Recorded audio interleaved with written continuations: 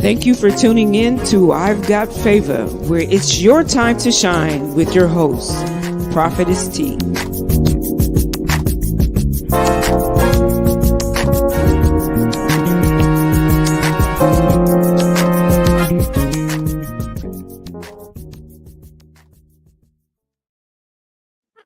Hey, good morning, good evening, good afternoon, wherever you are on God's green earth. I want to thank you for tuning in with me tonight on I've Got Favor, where it is your time to shine with me, your hostess, T.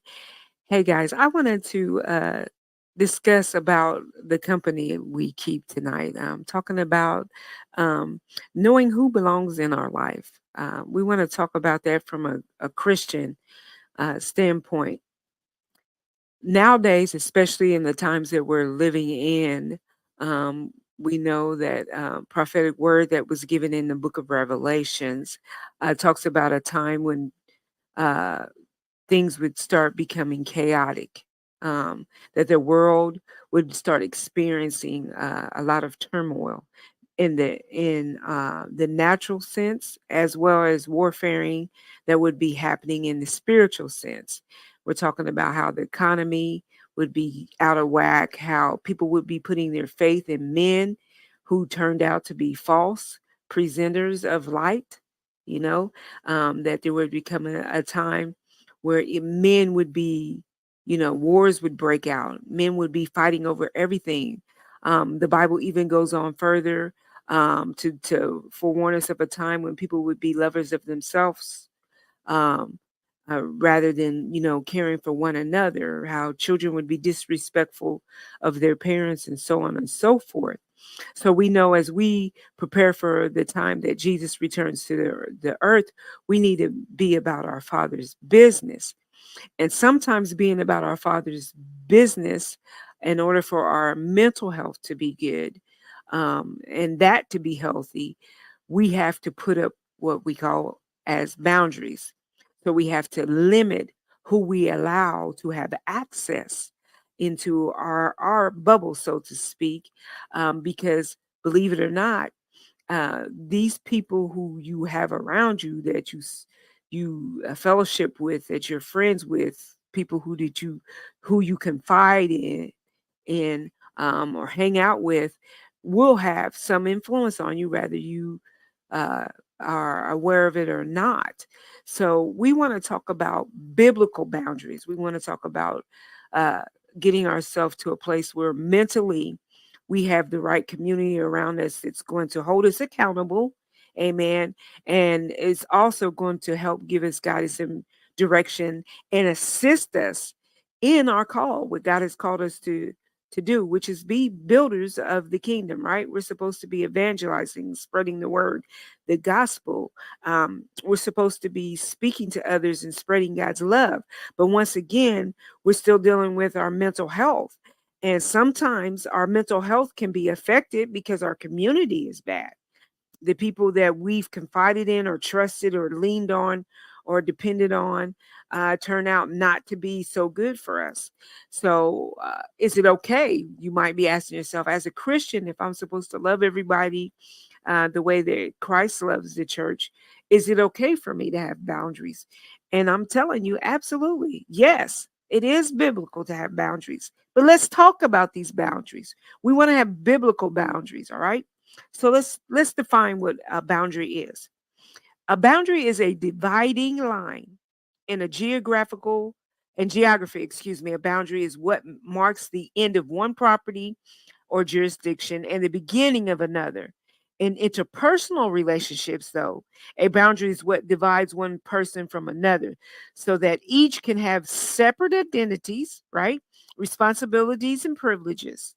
A boundary creates necessary space between the individuals. Healthy boundaries, y'all hear me? Healthy boundaries define expectations and show respect for one another. So, biblically speaking, boundaries are related to self control as well. The Bible commands us to control ourselves, whereas our human natures desires us to control others. So we try to boss people around. We try to create an image of what we think that person should be or how they should behave. We try to put that in place. And like I said, biblically, Titus 2:12, excuse me, is what I'm referencing when I talk about controlling ourselves.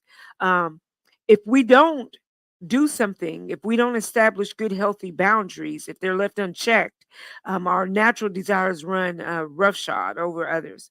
Personal boundaries help us to limit our selfish inclination to control or manipulate others. Also, likewise, boundaries protect us from those who don't have self control themselves and who wish to control us.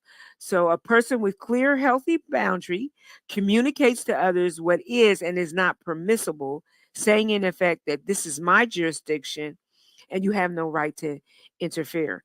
Boundaries can help us also, um, you know, spiritually, and they can also help us to sin, believe it or not. The way you know which boundaries are godly is to examine the motive behind why you're putting that boundary in place. Are you protecting yourself or someone weaker uh, from being harmed by somebody, emotionally or physically? If you're doing this, then you're setting a healthy boundary, right? And a needful boundary. However, hear me clearly. If you're maintaining a distance simply because you desire to exclude somebody just because you don't like them, you don't care for them, you don't want them to get any benefit from what you're doing, then that's really a sinful nature. Boundaries that maintain cliques or prohibit ministry opportunities, those aren't healthy boundaries, right? So proper boundaries aid believers in keeping out worldly influences, um, because we're children of the light, right? So we don't fellowship with dark, right? So we keep ourselves, even though we're in the world, we separate ourselves from the world. And I want to talk about an example of how sometimes your community, your village, um, may start to decrease as you mature in your relationship with God. And I want to give you an example of what God can do and what God has done, as far as numbers and dwindling away what you think you have to have around you or who you think you have to have around you. And I want to give you the example of Gideon. I don't know if you guys are familiar with the story. Prayerfully, who I'm talking to are those that are students of the Bible, amen, that study the word. If you haven't had the opportunity to read the story of Gideon, go to Judges. In the book of Judges, and start at the 6th chapter and then 7, and you'll read about this man, Gideon. I want to tell you that Gideon, let me give you a little history before we get into it. Gideon, he knew fear. So he was a big person that questioned everything. Before he made a decision, before he made a move, Gideon would question. He'd be very cautious about it. No, he wasn't a coward, but he was just very, very cautious. He had strong courage, and he had a healthy component of fear, I want to say, that actually made him an effective warrior because he used wisdom and he made sure he got clarity and had strategy before he did anything. So he demonstrated a willingness to resist a superior enemy with caution. God gave him guidance in doing that. So I want to talk about the opportunity that he has to get ready to go to war. And all of a sudden, the Midianites, the Amalekites, the people in the east, they were all starting to gather together around to help support him. So Gideon ended up getting this great army of people together to help him go fight this battle, on behalf of God. So God decided to come in and intervene on what man was trying to do, what he thought he needed to potentially win this war. And the reason why Gideon thought he needed these numbers was who he was batting with, who he was fighting against, was a great kingdom. And he thought he had to have these great numbers. So God dealt with Gideon on this. So if we go to Judges, the 7th chapter, and we're going to kind of stroll through probably up to verse 8 and talk about it. And Danny's going to put the New King James Version of that up here, and we're going to begin to read that. All right. Then Jerubbaal, who is Gideon, and all the people that were with him rose up early and pitched beside the well of Harod, so that the host of the Midianites were on the north side of them, but the hill of Moreh in the valley.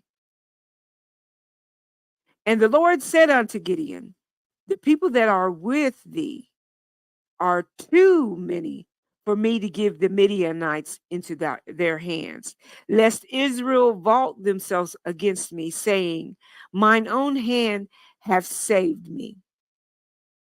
Now therefore go, proclaim to the ears of the people, saying, whosoever is fearful and afraid, let him return and depart early from Mount Gilead. Gilead?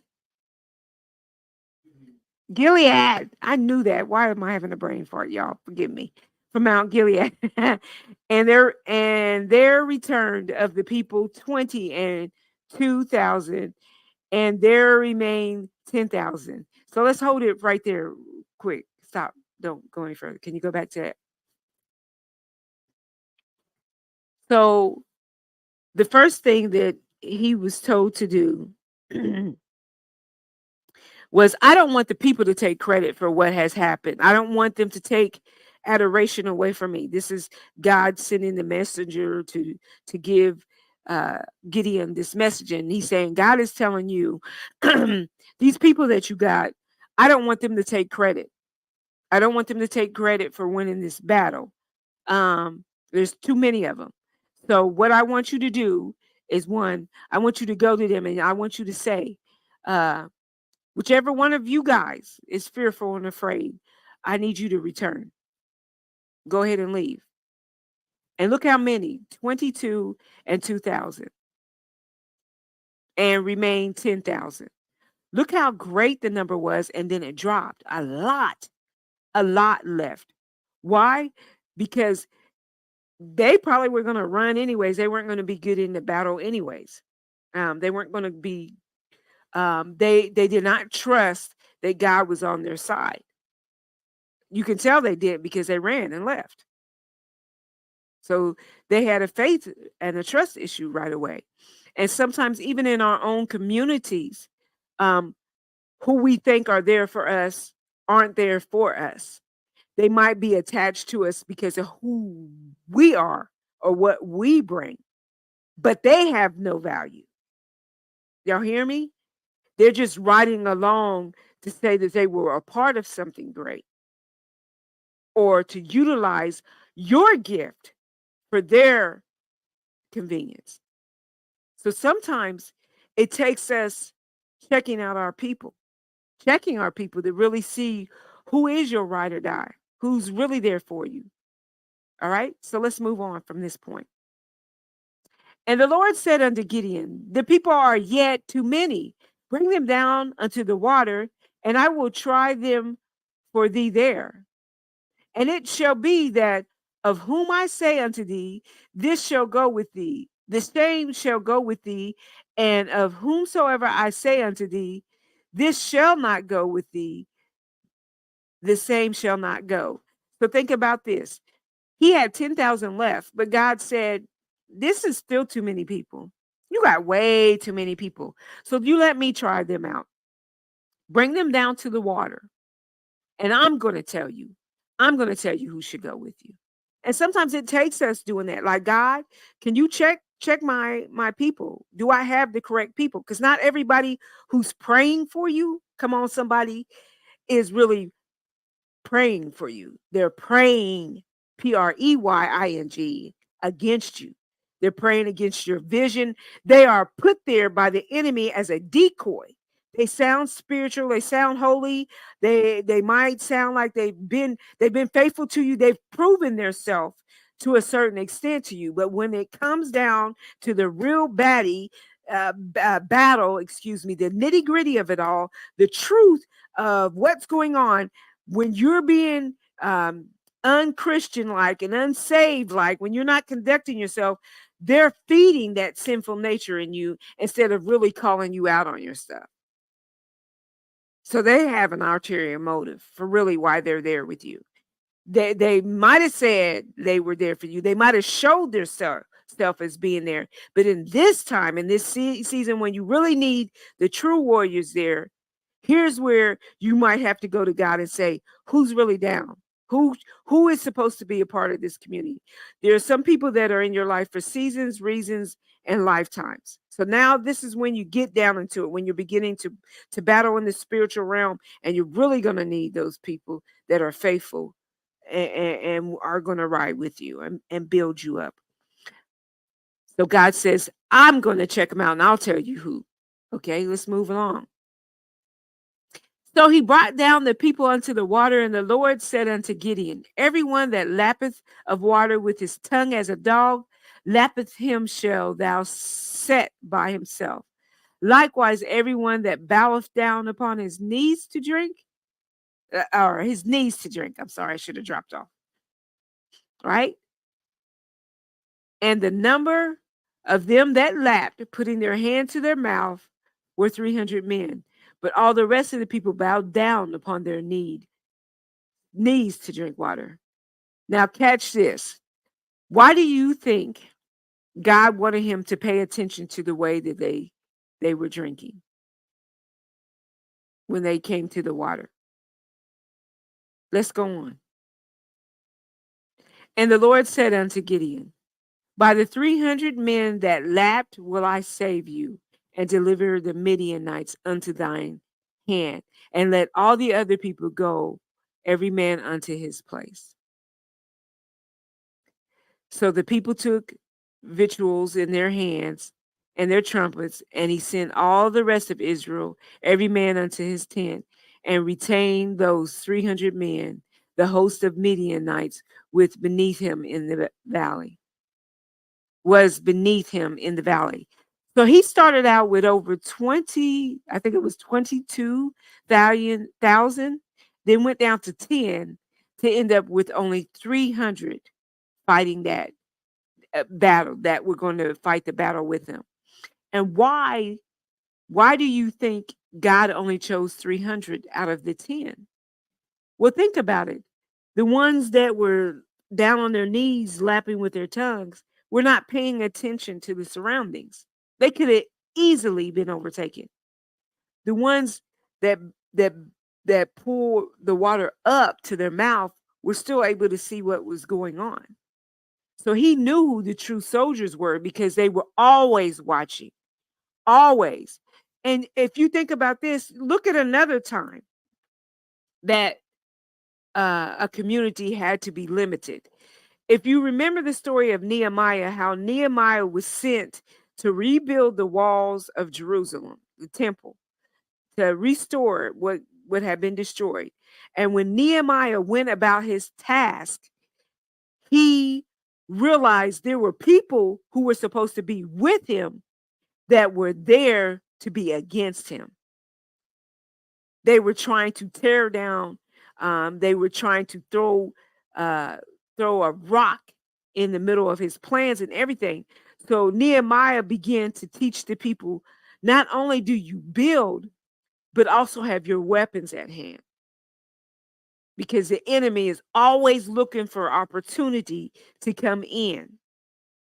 So sometimes that is required of us, even in our community. We have to begin to establish boundaries. We have to limit who we allow into our inner circle. Sometimes it requires us dropping off people.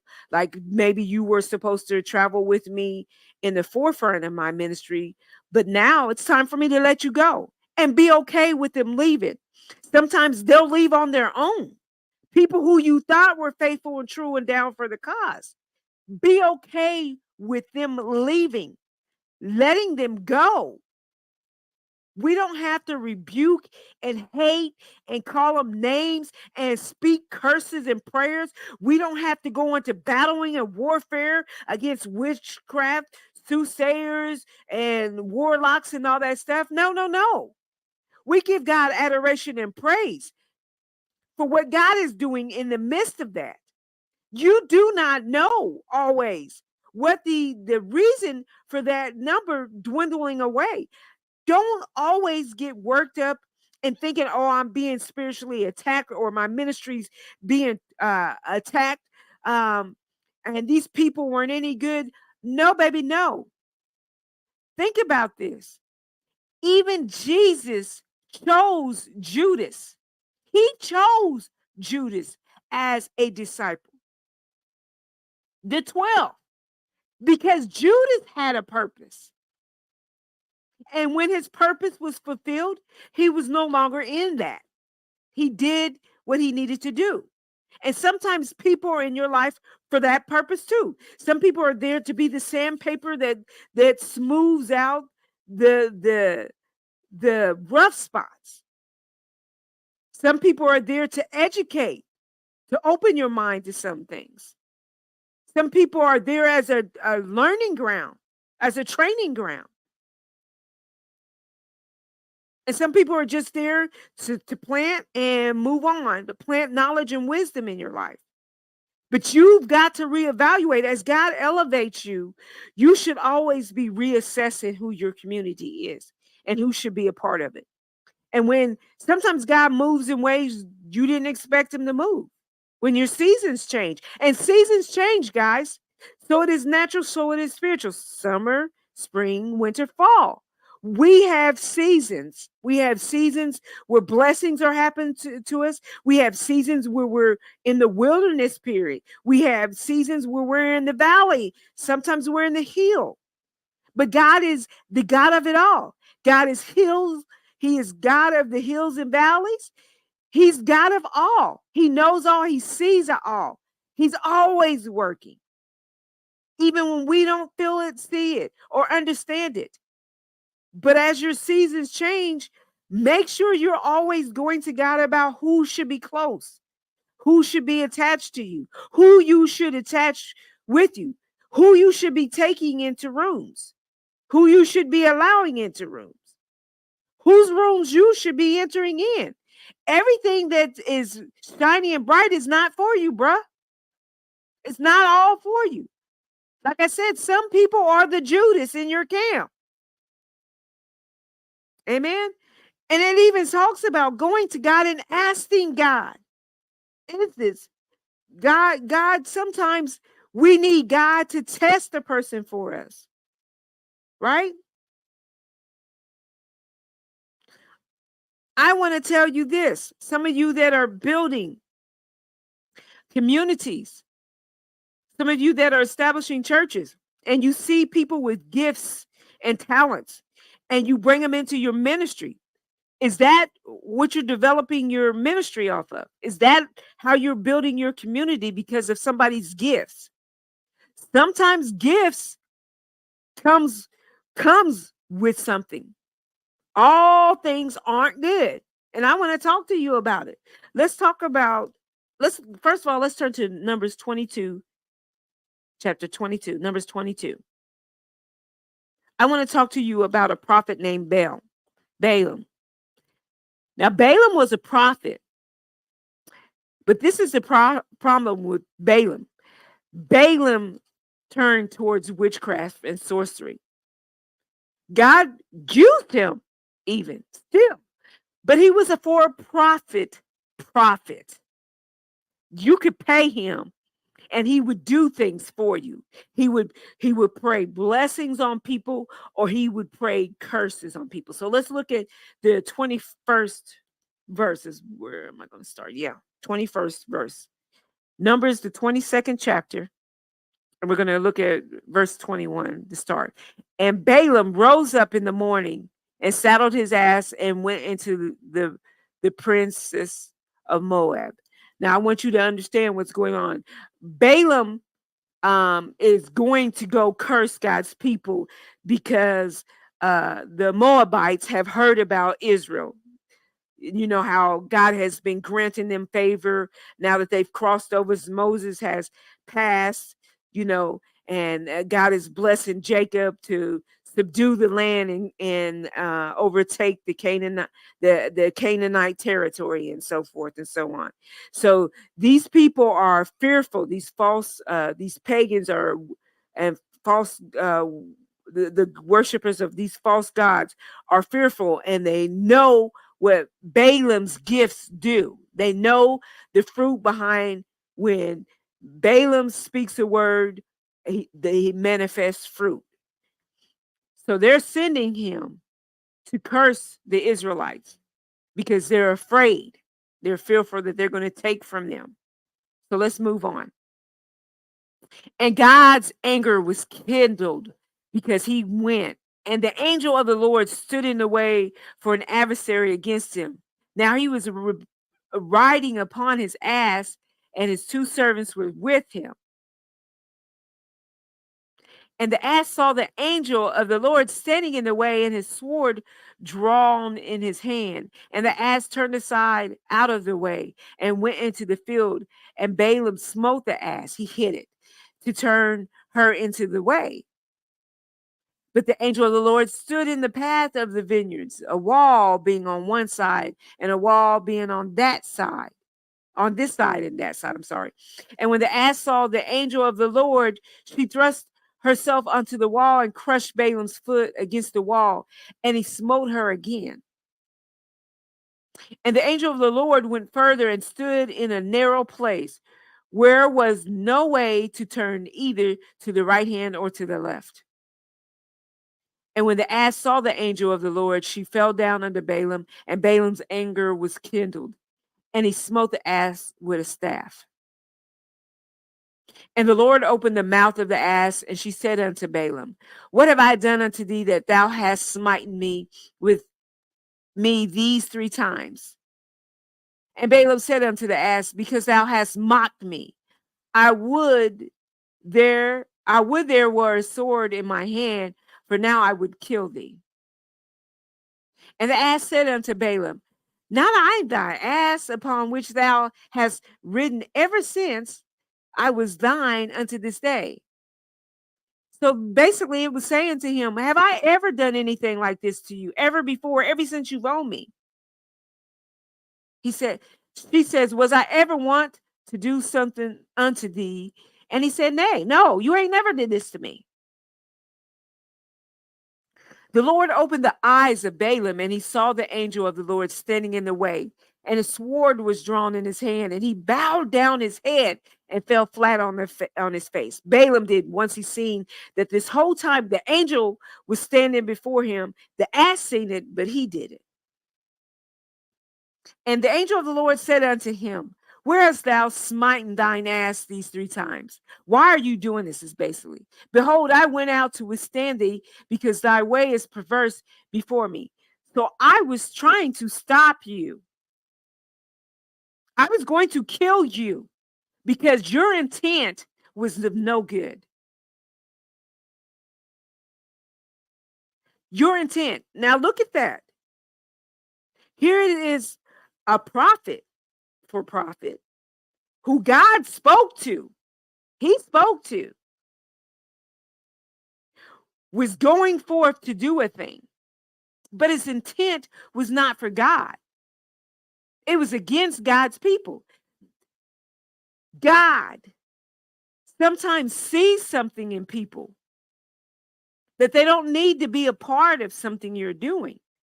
And you might want to, when people who come with these gifts and things before you wanting to sign up and come with you that you think are shiny, bright things, you might want to ask God to show the intent of that person. Because it might not be that they're good for you. Here we have somebody with a gift and to prophesy, who is fruitful, but his heart was not pure. And he turned into sorcery and witchcraft. He used what God had given him for his own gain financially. Y'all need to watch this. Not everything that's good for you is good for you. Watch who you sign up with, because you never know who that person could turn out to be. They might bring all this to you, all these wonderful things to you, but in the end, their posture, their heart, their true heart, their character is of no good. So you need to establish boundaries. Seek God in all that you do. And this can help you travel your path to your purpose a whole lot more quicker. If you seek God in all things, when you're building, who do you bring on? Don't be so fast to put people in positions because of what they bring to the table. Test the spirit by the spirit. Know those whom you labor with. Truly. You need to go before the Lord and make sure that they are aligned for the season that you're in.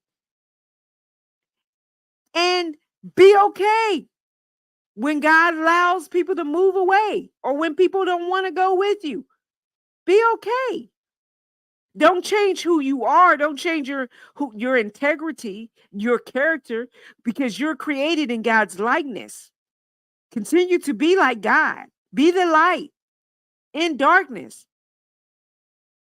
Just establish your boundaries. Everybody doesn't have to go with you.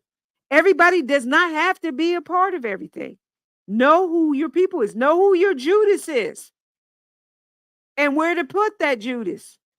And when to cut that Judas off.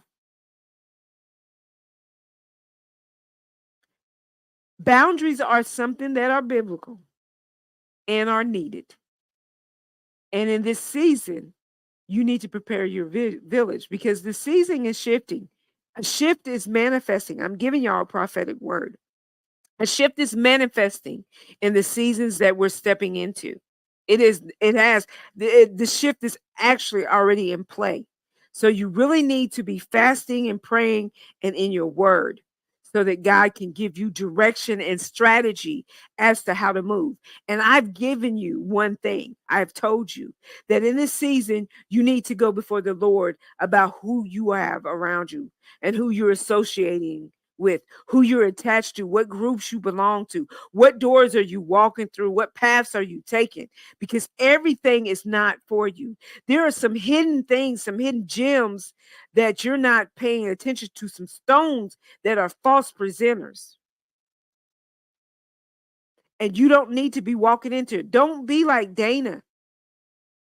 God allowed them into the community and she was curious about the natives. And she ended up going into territory and ended up getting raped and causing her brothers to then have to fall into sin. Let's not do that. Let's not do that. If you have people that fall away, bless them, love them, and be good with it. Don't speak ill. Don't start praying curses. Don't be talking about I'm never, never, never right there. That's not of God. That word never, I'm never. You're doubting who God is and what he'll do with you. You don't never nothing. Be wise. Be repentful and always willing to learn. Move according to God's purpose for your life, not man's.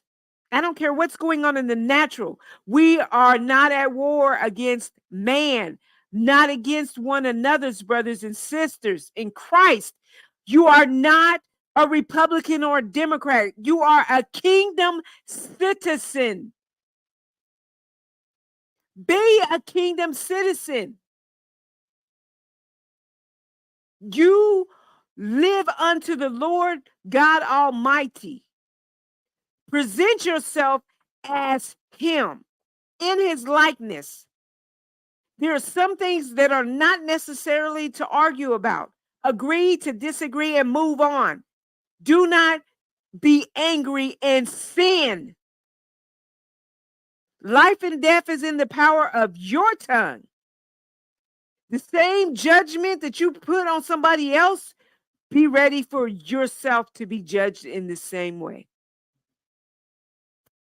Let's be wise. Let's be wise, guys, in this season. Let's strategize. Let's go before the Lord, pray and fast. Let's armor up with the word. Use time to still away and meditate and allow God to minister to you. Take time out to do that intentionally.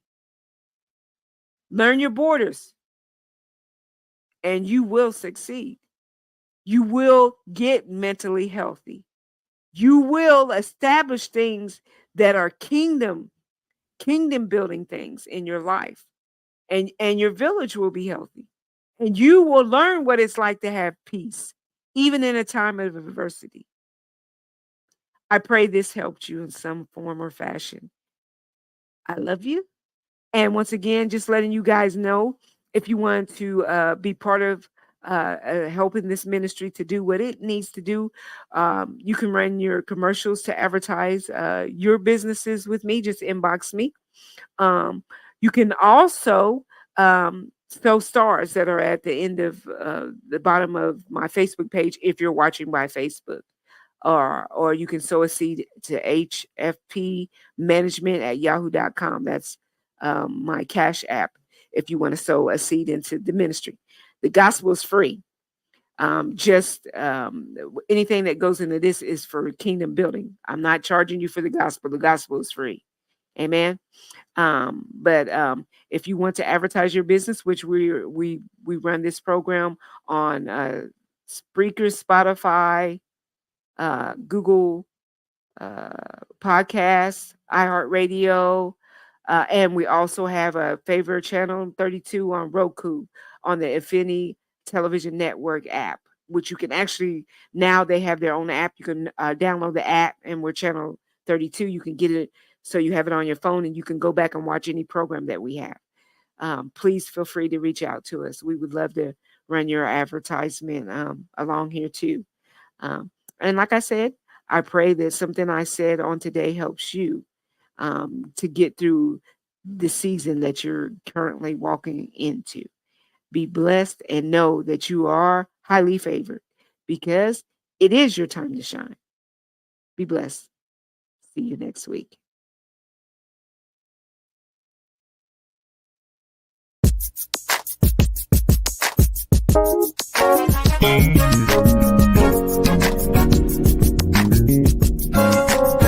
We thank you for tuning in to I've Got Favor, where it's your time to shine with Prophetess T.